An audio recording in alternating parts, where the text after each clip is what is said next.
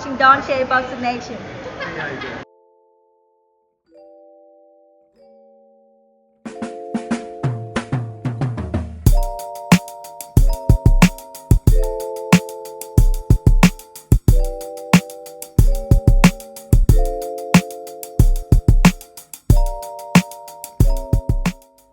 Dontay's Boxing Nation, what's going on, guys?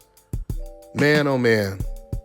For the last 2 days, I've had fans sending me messages on Instagram, Facebook, emailing me. What is going on with Jermell Charlo? What is going on? Are you listening to what Jermell Charlo said? What do you think about this? So many people have been asking me this, and I was going to get around to it. You know, it wasn't breaking news, so I just figured I would get around to it eventually. And that time has come. Jermell Charlo, who has started, and we're going to talk about Jermell, but I'm going to make a separate video to talk about Jermell and what he said about Oscar De La Hoya. But we have to talk about Jermell first because this is a lot more urgent.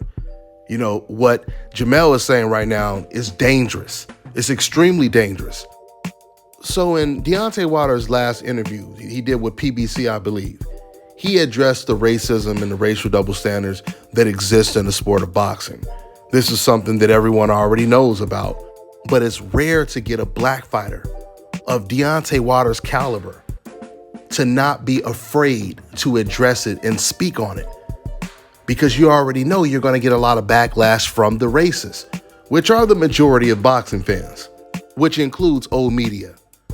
So as Deontay Wilder is once again talking about these double standards as he talks about the whole Tyson Fury situation, Jermell Charlo, he actually posted a comment on the Deontay Wilder live interview, and he simply says, race doesn't matter.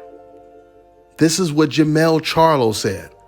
Now, this is so ironic, guys, because right before I did this video, I decided to just go back down memory lane and revisit some of Jermell Charlo's post-fight press conferences, right? And I end up looking at the one where he lost to Tony Harrison, and he had cried at the press conference, at the post-fight press conference. So I scrolled through the comments, and right away, you could clearly see that the comments were racially divided. The Black American fans, they were saying, keep your head up, you got robbed. And then coincidentally, everyone who wasn't black, they were completely celebrating the fact that Jermell Charlo lost. And the fact that Jermell cried at the press conference, that was just the icing on the cake for these race fans. You know why it's so crazy that Jermell Charlo said race doesn't matter? I mean, it's crazy for many reasons. But for one reason it's crazy is the first comment that I read when I was going through these comments is this one right here. And it reads, and they think they can hang with Canelo and Gigi. Laughing my ass off. Pathetic. But read the profile name. His profile name is Black Lives Don't Matter, right? And Jermell Charlo, he says race doesn't matter, right? Well, I guess this guy right here who posted this, he would correct Jermell and tell him, no, Jermell, your race doesn't matter. You see, when Jermell Charlo was at his lowest point, this is what these race fans were saying about him and his brother. But when Jermell Charlo was dissing black people like his own brother or Deontay Wilder, the same people you see posting these comments, all of a sudden they was like, yeah, now that's what I'm talking about, Jermell. As long as you keep dissing these black fighters, you're all right by us. Just don't be calling out our Canelo. Don't call him out. Don't even mention his name. And if you do mention his name, you better put some respect on his name. And that's exactly what Jermell Charlo has been doing. And this is where this all started from. You see, like I said before, it was the Charlo sisters this and, oh, these bastards got no chance against Canelo or Gennady Golovkin. But then Jermell, he noticed, soon as he started to talk good about Canelo Alvarez, these same fans started to give him a pass. And he was like, wait a minute, I see a pattern here. So as long as I say what they want to hear about Canelo Alvarez, they're not going to call me Mayates anymore. They're not going to call me a Charlo sister and how I'm overrated and I'm a hype job. They're not going to do that anymore, right? That's exactly what happened, guys. This is exactly what happened. Matter of fact, Jermell Charlo surprisingly went out of his way because he started to notice if he calls out Canelo, they get mad and they hate him for that. I mean, this is something that even David Benavidez mentioned. David, he was calling out Canelo aggressively at one point. Then all of a sudden he kind of pulled back, and then he has said later on in an interview, he said, man, I'm not going to talk about Canelo because Canelo's fans are like crazy.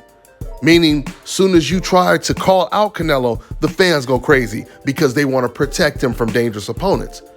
So Jermell, all of a sudden, he was, when people were jumping on him because of Jermell Charlo's situation, because his brother wants to fight Canelo, and his brother is been calling him out for years.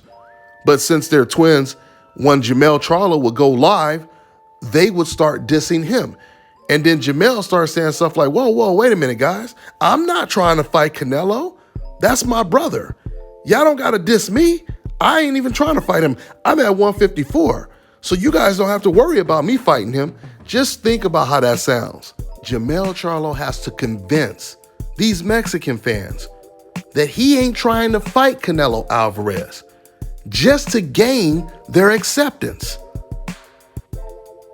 But what Jermell Charlo doesn't understand is you're never going to gain their acceptance or their respect.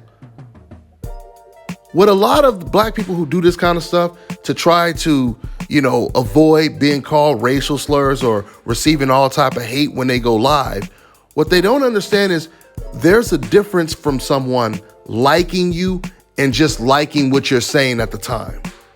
It's a big, huge difference. I mean, I know about this. The racists, they hate my guts. Oh, sure, they watch every single video that I drop, but they hate my guts, the racists. But guess what? If I were to start telling them what they want to hear, if I were to start saying, man, Canelo Alvarez is pound for pound the best fighter in the world, and Jermell Charlo don't got a chance, and Andrade and all of these guys, they don't even deserve to fight him. Those are horrible fighters. I start using all the talking points that they use. They're going to love that. They are going to love that. But it don't mean they love me. They only love what I say when it benefits them. And once again, this is what people like Jermell Charlo has to understand. You see, guys, the truth is there's a lot of pressure on you when you're black. A lot of pressure on you. What I mean by that is just like in America, black people only make up, 14% of the population. If you think about it, even though boxing is pretty much has been dominated by black fighters, when you look at how many talented black American fighters are in the sport and all of the greatest of all time. Now, when you look at all of the greatest black fighters, you would think that, there's probably more black fans or just as many black fans as non-black fans, but that's not the case. Black fans are the smallest population when it comes to the sport of boxing. Therefore, the popular narrative is often pushed by the race fans. Whatever narrative they create, it's the popular narrative. It's not the truth, but it's the popular narrative. So what happens is when you have an overwhelming amount of fans that are saying the same things over and over and over again, you have some black people who will just listen to that, and regardless if it's true or not, they like, well, hey, everybody is saying it, so it must be true. I don't want to go against the grain. I don't want to have these people calling me N-words and this and that, calling me a Charlo sister and how weak and overrated I am. I don't want to hear people say that. Long time ago, I watched this video about this coon. Actually, Tariq Nasheed was playing clips of this coon that he was beefing with. I forget the guy's name. But anyway, he was playing clips of this guy. And this coon, he admitted, while he was doing his YouTube videos, he said, man, I don't understand this. I can go making 10 videos in a row where I'm agreeing with everything white people are saying. And then I make one video where I say something and they disagree with me, and all of a sudden they start calling me niggers, this and all this racial stuff. He said, I don't get it. Yeah, of course you don't get it, because you don't want to get it. These fans and these people are telling you, we ain't never liked you. We just like the message that you were putting out there. that was benefiting our cause, our agenda. And this is why I always say, if you're going to be calling me all type of N-words, et cetera, then you're going to do it while I'm telling you the truth. And that ain't going to never change. I mean, at the end of the day, man, I'm just hoping that Jermell Charlo, he sees the light someday. But obviously, it's not just Jermell, it's a lot of black people. And the reason why it's a lot of black people is, like I told you, is because they keep listening to the popular narrative. The majority of people are constantly telling you this stuff. And if you're not strong enough psychologically, then you could easily become indoctrinated. The truth is often unpopular. And this is the reason why it is very easy to go with the false narrative. I'm going to leave you guys with this clip that I want you to listen to. Check this out. That's all I got for now, guys. I'm on to the next one. Ideological subversion is the slow process which we call either ideological subversion or active measures, активные мероприятия in the language of the KGB, or psychological warfare. What it basically means is to change the perception of reality of every American to such an extent that despite of the abundance of information, no one is able to come to sensible conclusions in the interests of defending themselves, their families, their community, and their country. It's a great brainwashing process which goes very slow, and it's divided in 4 basic stages. The first one being demoralization. It takes from 15 to 20 years to demoralize a nation. Why that many years?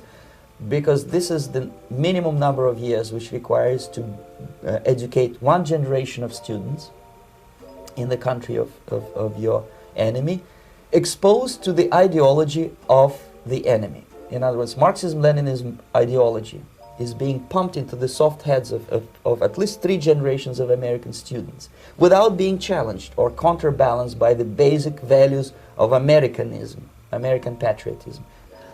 The demoralization process in the United States is basically completed already.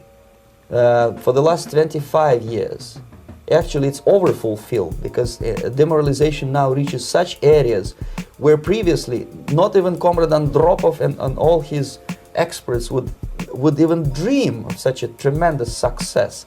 Most of it is done by Americans to Americans, thanks to lack of moral standards. As I mentioned before, exposure to true information does not matter anymore. A person who was demoralized is unable to assess true information. The facts tell nothing to him. Even if I shower him with information, with authentic proof, with documents, with pictures, even if I take him by force to the Soviet Union and show him concentration camp, he will refuse to believe it until he is going to receive a kick in his fat bottom. When a military boot crashes his balls, then he will understand, but not before that. That's the tragic of the situation of demoralization. Hello, my name is Dominic. I just got my procedure done here at South Carolina's. I was recommended by Deontay's Boxing Nation, and it's real. Here's the results. The brother out here, Brother Enoch, is real, and it's a very, very, very good recommendation. I recommend it. 4 hours, you in, you out, and it's the rest of your life. So if anyone in the world wants this hookup, make sure you contact my man Enoch at 704-499-3471, and make sure to follow him on Instagram. All right, now check this out, guys. If you're looking to repair eczema scars, burns and bruises, dark spots and blemishes, then this right here is the perfect product for you guys. It's called Elodeki Face and Body Oil. Athletes and top-ranking boxers, they're also using it after training to reduce swelling, inflammation, and to ease the pain. So get yours today. Go to elodeki.com, like them on Facebook, and follow them on Instagram.